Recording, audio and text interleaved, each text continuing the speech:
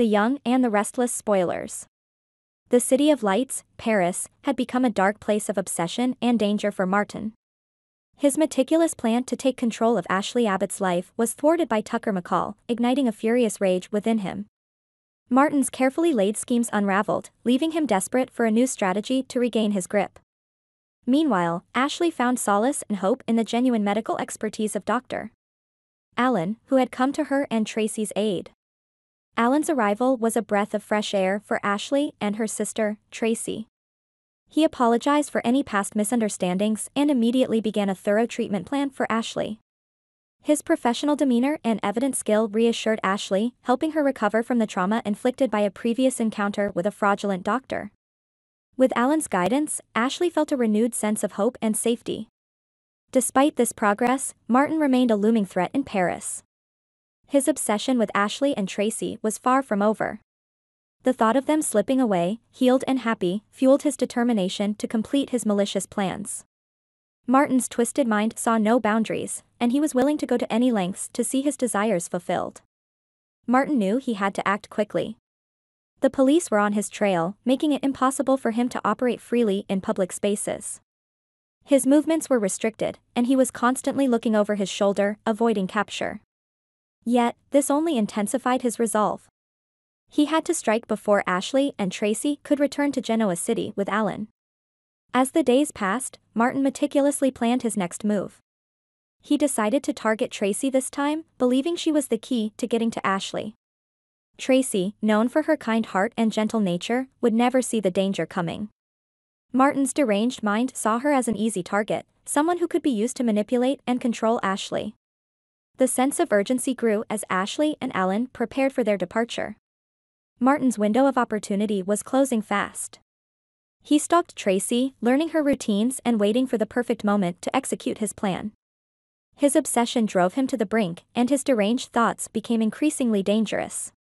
One evening, as Traci left a quaint Parisian café, Martin saw his chance. The streets were quiet, the perfect setting for his sinister plot. He approached her from behind, his movements calculated and silent. Traci had no idea of the impending danger. But just as Martin was about to make his move, a commotion erupted nearby. A police patrol car, alerted to Martin's presence in the area, sped down the street. Martin froze, his heart pounding in his chest. The fear of capture momentarily overpowered his obsession. He couldn't afford to be caught now, not when he was so close to achieving his goal. Traci, oblivious to the immediate threat, continued on her way. The police presence thwarted Martin's plans once again. He watched her disappear into the night, frustration boiling inside him. He knew he had to regroup and find another way. His mind raced with new possibilities, darker and more desperate than before. As Ashley and Alan finalized their plans to return to Genoa City, Martin's desperation reached new heights. He couldn't let them leave without executing his plan.